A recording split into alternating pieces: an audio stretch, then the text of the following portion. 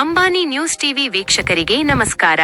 ಶಿಡ್ಲಘಟ್ಟದಲ್ಲಿ ಮಾವು ಬೆಳೆಗಾರರ ಕೈಹಿಡಿದ ಪಂಚಾಕ್ಷರಿ ರೆಡ್ಡಿ ಹಣ್ಣಿನ ಸಂಸ್ಕರಣಾ ಜ್ಯೂಸ್ ಫ್ಯಾಕ್ಟರಿಗೆ ಚಾಲನೆ.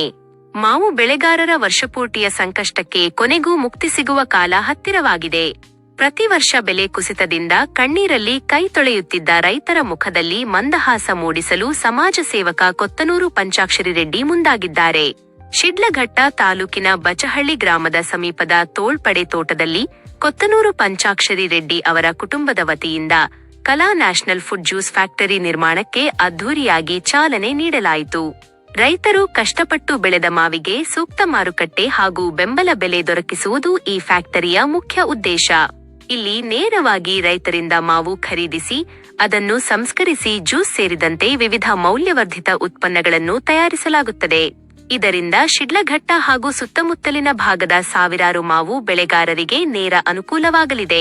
ಅಷ್ಟೇ ಅಲ್ಲದೆ ಈ ಫ್ಯಾಕ್ಟರಿಯಿಂದ ಸ್ಥಳೀಯವಾಗಿ ಬೃಹತ್ ಮಟ್ಟದ ಉದ್ಯೋಗಾವಕಾಶಗಳು ಸೃಷ್ಟಿಯಾಗಲಿದ್ದು, ಕೆಲಸದ ವಿಷಯದಲ್ಲಿ ಸ್ಥಳೀಯ ಯುವಕರಿಗೆ ಮೊದಲ ಆದ್ಯತೆ ನೀಡಲಾಗುವುದು ಎಂದು ಪಂಚಾಕ್ಷರಿ ರೆಡ್ಡಿ ಭರವಸೆ ನೀಡಿದ್ದಾರೆ. ಶ್ರೀ ಈಶ ಸಾರಥಿ ಬಸಪ್ಪನವರ ಆಶೀರ್ವಾದವೇ ದಾರಿ.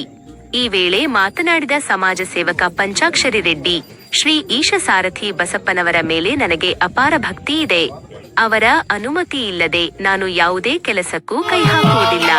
ಬಸಪ್ಪನವರ ಸಂಪೂರ್ಣ ಆಶೀರ್ವಾದ ಹಾಗೂ ಅನುಮತಿ ಪಡೆದೇ ಈ ಜ್ಯೂಸ್ ಫ್ಯಾಕ್ಟರಿ ಕಾರ್ಯಕ್ಕೆ ಚಾಲನೆ ನೀಡಿದ್ದೇನೆ ಎಂದು ಭಕ್ತಿಪೂರ್ವಕವಾಗಿ ನುಡಿದರು.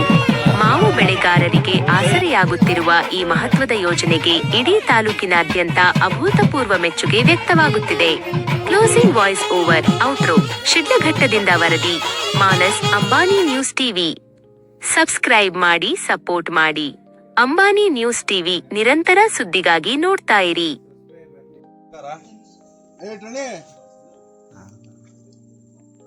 ಶ್ರಾವಣ ಶುಕ್ರವಾರ ಮಹಾತಾಯಿ ವರಮಹಾಲಕ್ಷ್ಮಿ ಕೃಪೆಯಿಂದ ಎಲ್ಲರಿಗೂ ಶಿಡ್ಲಘಟ್ಟ ಹಾಗೂ ಚಿಲ್ಕನೇರ್ಪು ವಿಧಾನಸಭಾ ಕ್ಷೇತ್ರದ ಜನತೆ, ನಾಡಿನ ಜನತೆ, ನಮಗೂ ನಿಮಗೂ ಎಲ್ಲರಿಗೂ ಅಮ್ಮ ಆಯುರ ಆರೋಗ್ಯ ಐಶ್ವರ್ಯ ಭಾಗ್ಯ ಕೊಟ್ಟು ಕಾಪಾಡಲಿ ಅಂತೇಳಿ ಈ ಸಂದರ್ಭದಲ್ಲಿ ಅಮ್ಮನಲ್ಲಿ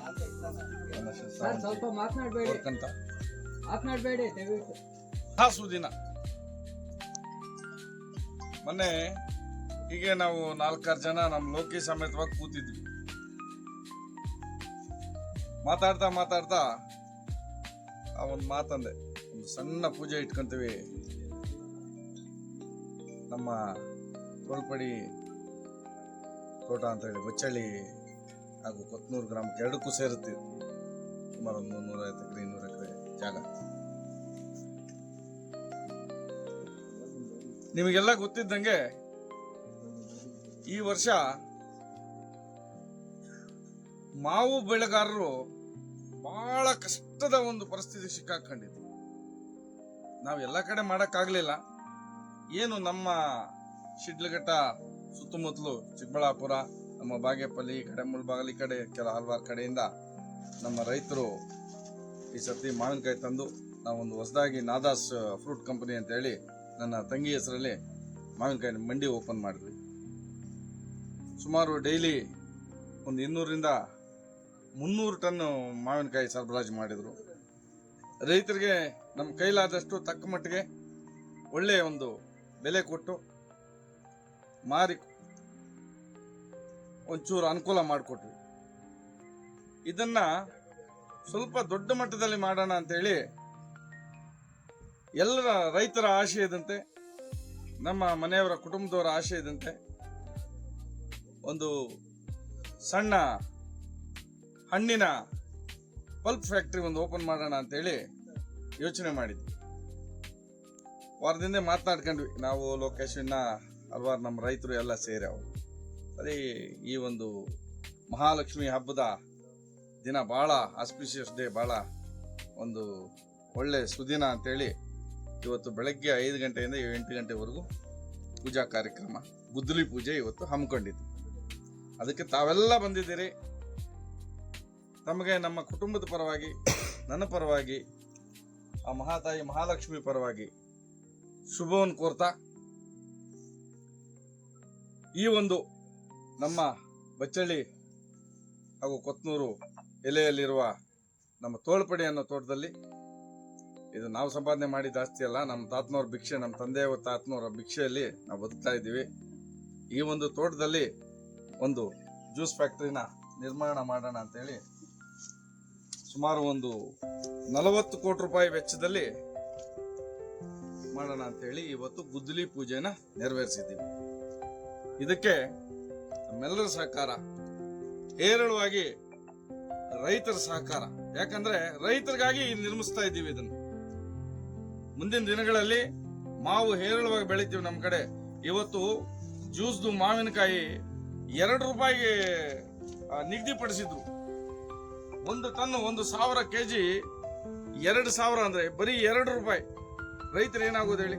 ಸುಮಾರು ಜನ ಈ ಕಡೆ ಹಲವಾರು ರೈತರು ನನ್ನ ಹತ್ರ ಅಳಲ್ ತೊಡ್ಕೊಂಡ್ರೆ ಏನಂತ, ರೆಡ್ಡಿ ಈ ಸರ್ತಿ ನಾವು ಮಾವಿನ ಮರಗಳು ಕಡ್ದಾಕ್ಬಿಡ್ತೀವಿ.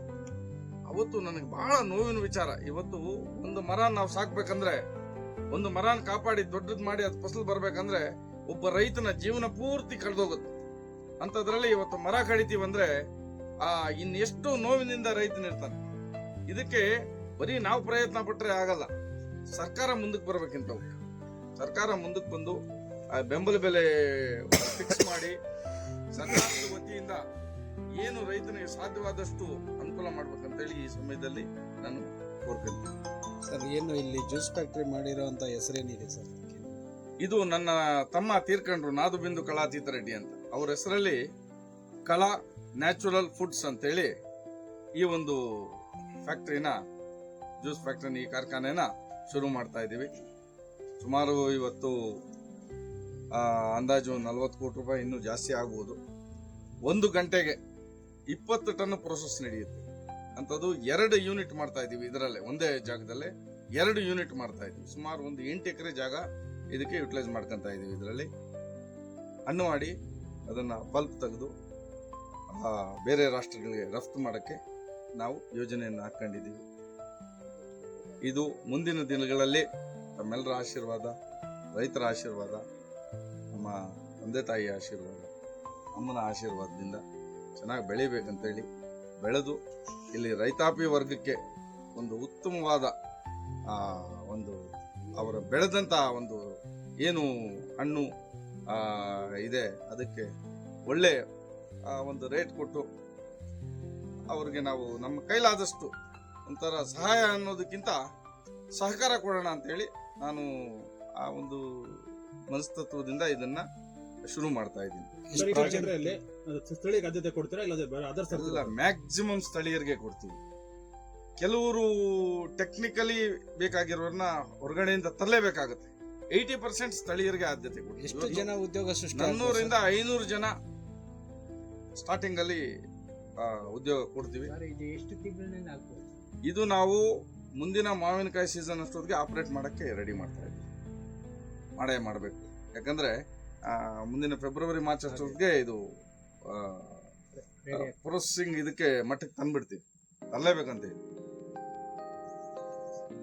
ವಿಶೇಷವಾಗಿ ಎಲ್ಲ ಕಾರ್ಯಕ್ರಮಗಳು ಬಸಪ್ಪ ಬರ್ತಾರೆ, ಏನ್ ಸರ್ ಇದರ ಒಂದು ಉದ್ದೇಶ? ನಮಗೆ ಮೊದಲನೇದಾಗಿ ನನ್ನ ತಮ್ಮನ ಮದುವೆಗೆ ಕರೆಸಿದ್ವಿ ಬಸಪ್ಪ. ಆ ಒಂದು ಬಂಡಳ್ಳಿ ಕ್ಷೇತ್ರ ಇದೆಯಲ್ಲ, ಅಮ್ಮನವ್ರ ಕ್ಷೇತ್ರ, ಏನೂ ಗೊತ್ತಿಲ್ಲ ಏನ್ ಪ್ರಭಾವ ಇದೆ. ಹೃದಯಪೂರ್ವಕವಾಗಿ ಹೇಳ್ತಾ ಇದ್ದೀನಿ, ನನ್ನ ಮನಸ್ಸಿಗೆ, ನನ್ನ ಹೃದಯಕ್ಕೆ ಅದು ಬಹಳಷ್ಟು ನಾಟುಬಿಟ್ಟಿದೆ. ಒಂದು ನಂಬಿಕೆ. ಈಗ ನಮಗೆ ಕಷ್ಟ ಬಂದ್ರೆ ಯಾರನ್ನ ಬೇಡ್ಕೊಂತೀವಿ? ಭಗವಂತನಲ್ಲೇ ಬೇಡ್ಕೊಂತೀವಿ. ಎಲ್ಲರೂ ಅಷ್ಟೇ, ನಾನಾಗ್ಬೋದು, ನೀವಾಗ್ಬೋದು, ಪ್ರತಿಯೊಬ್ಬರು. ಭಗವಂತನಿಗಿಂತ ದೊಡ್ಡದು ಏನೂ ಇಲ್ಲ ಇಲ್ಲಿ ಶಕ್ತಿ. ಆಯ್ತು, ಏನೋ ಒಂದು ಶಕ್ತಿ ನಮ್ಮನ್ನ ನಡೆಸ್ತಾ ಇದೆ. ಆ ಶಕ್ತಿ ಆ ಯಮನಲ್ಲಿ ನಾನು ನೋಡಿದ್ದೆ. ಅದರಿಂದ ನನಗೆ ಅದು ಹೇಗೆ ನಾನು ಅದನ್ನು ವ್ಯಕ್ತಪಡಿಸ್ಬೇಕು ಅನ್ನೋದು ಪ್ರಶ್ನಾತೀತವಾಗಿದೆ. ಮೊನ್ನೆ ಅಲ್ಲಿನ ಧರ್ಮಾಧಿಕಾರಿಗಳು ನಮ್ಮ ಜಯರಾಮಣ್ಣವರು ಬಂದು ಅಲ್ಲಿ ಒಂದು ಕಾರ್ಯಕ್ರಮ ನಡೆಸಬೇಕು. ನಾ ಏನು ಮಾತಾಡಬೇಕು ಅರ್ಥ ಆಗಲಿಲ್ಲ. ಬಂದರು ನನ್ನ ಮುಂದೆ ನಮ್ಮ ಸ್ವಾಮಿಗಳು, ಅವರು ಎಲ್ಲ ಬಸವರಾಜ ಸ್ವಾಮಿಗಳು, ಜಯರಾಮಣ್ಣವರು ಬಂದು ಈ ಥರ ಮಾಡ್ಬೇಕೆಲ್ಲ ಏನು ಮಾಡ್ಕೊಡ್ತೀವಿ ಗೊತ್ತಿಲ್ಲ ಅಮ್ಮ. ನನ್ನ ಬಾಯಿಂದ ಎಲ್ಲ ನೀನೇ ಮಾಡಬೇಕು ಅನ್ನೋ ಟೈಪಲ್ಲಿ ಒಂದು ವಾಕ್ಯ ನುಡಿಸ್ಬಿಟ್ರು. ಅದನ್ನು ಹೋಗಿ ಅಲ್ಲಿ ಮಾಡಿಬಿಟ್ಟು ಏನದು ವಾರ್ಷಿಕೋತ್ಸವ ಮಾಡಿದ್ವಿ. ಅಂಬಾರಿ ಬಂದಿತ್ತು. ಭಾಳಷ್ಟು ವಿಜೃಂಭಣೆಯಿಂದ ಅಮ್ಮನ ನೋಡೋಕ್ಕೆ 2 ಕಣ್ಣು ಸಾಲದ ಅವತ್ತು. ನನಗೆ ಸಮಯ ಇದ್ದಿದ್ರೆ ನಿಮ್ಮನ್ನೆಲ್ಲ ಅಲ್ಲಿಗೆ ಆಹ್ವಾನ ಕರೆದು ಒಂದು ಅಮ್ಮನ ಆಶೀರ್ವಾದಕ್ಕೆ ಒಂದು ಪೂಜೆ ಸಲ್ಲಿಸಿ ಅಮ್ಮನ ಆಶೀರ್ವಾದಕ್ಕೆ ಒಂದು ಇದಾಗೋದು ನಿಮಗೆಲ್ಲ. ಈ ಸರ್ತಿ ನೆಕ್ಸ್ಟು ಫೆಬ್ರವರಿಯಲ್ಲಿದೆ ವಾರ್ಷಿಕೋತ್ಸವ, ಹೋಗೋಣ.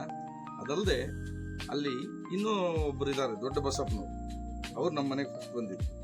ಇವರು ಬಂದು ಯಾವುದೇ ಕಾರ್ಯಕ್ಕೆ ಇವರು ಬಂದು ವಾಗ್ದಾನ ಕೊಟ್ಟು, ಇವತ್ತು ನೋಡಿ ವಾಗ್ದಾನ ಕೊಡೋಕ್ಕೆ ನಿಮ್ಮ ಕಣ್ಣು ಮುಂದೆನೆ ಎಷ್ಟು ಇದು ಮಾಡಿ ಜಾಗ ಅದೇ ಅವರೇ ಬಂದು ಫಿಕ್ಸ್ ಮಾಡ್ಬೋದು. ಸಾಕ್ಷಾತ್ ಈಶ್ ಸಾರಥಿ ಅವರು.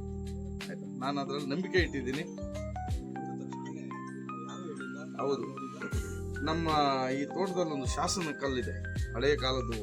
ಯಾವುದು ರಾಜಾದಿರಾಜ ನಮ್ಮ ತಾತನವ್ರ ಕಾಲದಲ್ಲಿ ನೆಟ್ಟಿರೋದು. ಇಲ್ಲಿ ಬಂದು ದೇವ್ರನ್ನ ಪೂಜೆ ಮಾಡಿ ಅಮ್ಮನ ಇಲ್ಲಿ ಆಶೀರ್ವಾದ ಮಾಡ್ಕೊಂಡು ಸೀದಾ ಅಲ್ಲಿಗೆ ಹೋಯ್ತು. ಗೊತ್ತಿಲ್ಲ, ಇದೇ ಫಸ್ಟ್ ಈ ತೋಟಕ್ಕೆ ಬಂದಿರು. ಅಲ್ಲಿ ಏನೋ ಶಕ್ತಿ ಇದೆ, ಏನಿದೆ ಅಂತ ನಾವು ಆ ಮೂಲ ಹುಡ್ಕಕ್ಕಾಗಲ್ಲ. ಆ ಮೂಲದ ಬಗ್ಗೆ ಮಾತಾಡೋದು ನಾವು ತಪ್ಪು. ಆಯ್ತಾ, ಏನು ಭಗವಂತನ ಆಶೀರ್ವಾದ, ಆ ಬಸಪ್ಪನ ಒಂದು ಪಾದಸ್ಪರ್ಶ ಆದರೆ ನನಗೆ ಇವತ್ತು ಅಲ್ಲಿ ನಮ್ಮ ಮಂಡಿ ಹತ್ರ ಆಗ್ಬೋದು, ನಮ್ಮ ಮನೆಯಲ್ಲಿ ಆಗ್ಬೋದು, ಬೇರೆ ಯಾವುದೇ ಒಂದು ಒಳ್ಳೆಯ ಕಾರ್ಯಕ್ರಮ ಮಾಡೋದಕ್ಕೆ ನಾನು ಫಸ್ಟು ಬಸಪ್ಪನ ವಾಗ್ದಾನ ಕೇಳಿ ನಾನು ಮುಂದೆ ಹೋಗ್ತೀನಿ.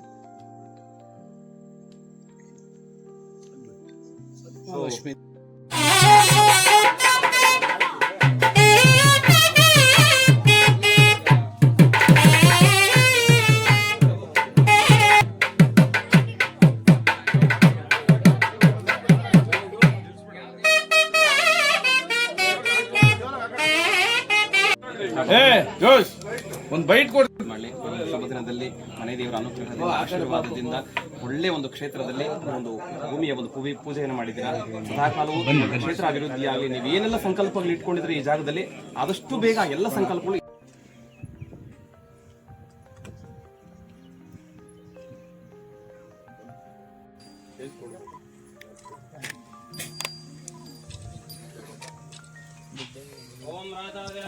ಮಂತ್ರ ಪುಷ್ಪಾಂಜಲಿಂ ಸಮರ್ಪಯಾಮಿ ಶಿರಸಾಂ ಪ್ರದಕ್ಷಿಣ ನಮಸ್ಕಾರಾಂ ಕರೋಮಿ. ಆಲ್ಮೋಸ್ಟ್ ಬಿದ್ದೋಗ್ಬಿಟ್ಟಿದೆ ಆ ಕಡೆ.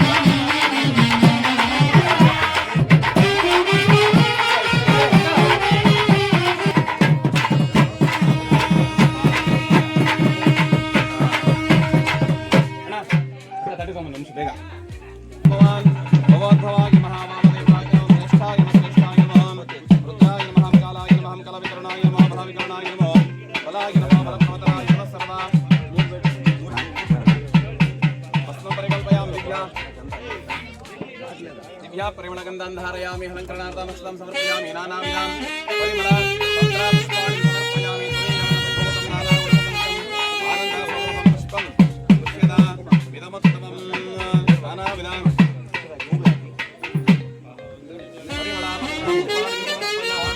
ಕರ್ಪೂರಗೌರಂ ಕರುಣಾವತಾರಂ ಸಂಸಾರಸಾರಂ ಭುಜಗೇಂದ್ರಹಾರಂ ಸದಾವಂ ಸಮರ್ಪಯಾಮಿ ಭವಾನಿ ಸಂಕಲ್ಪಯಾಮಿ